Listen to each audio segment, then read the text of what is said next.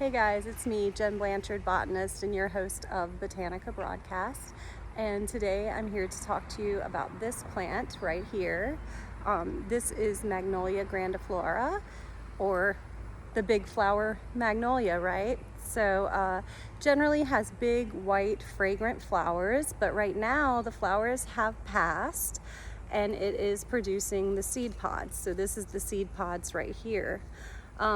These magnolias, they do have a large leaf, but there's actually a species of magnolia in Louisiana that is Magnolia macrophylla that has the largest flower and I believe largest leaf in North America. If I'm wrong, correct me, but that's what I know. All of the magnolias, their bark were used medicinally and still are. They're used in skincare products. They're anti-inflammatory, antioxidant. And this magnolia, if you look on the back side of the leaf, it is a light color brown, and there are different varieties. There's actually a variety in Louisiana that I find interesting because it's called D.D. Blanchard.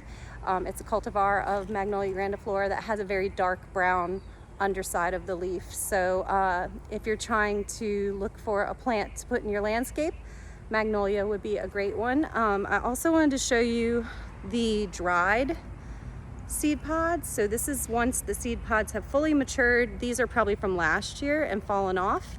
And I have a seed here to show you.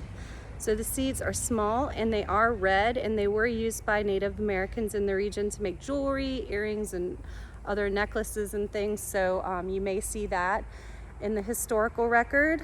But yeah, the flowers of magnolia, some people eat the Asian type magnolia, or pickle the flowers of the magnolia. I have not tried the flower of Magnolia grandiflora.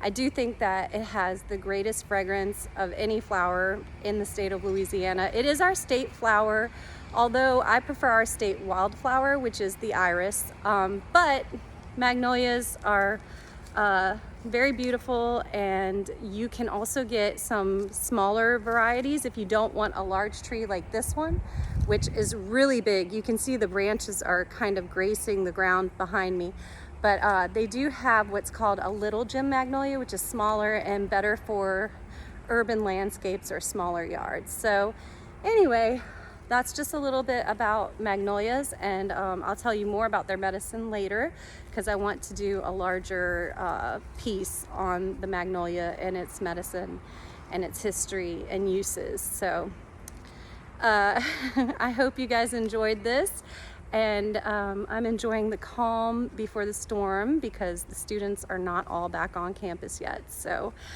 just enjoying our beautiful LSU campus with all these big, old, beautiful oaks and magnolia trees, and wanted to share that with you. Have a great day.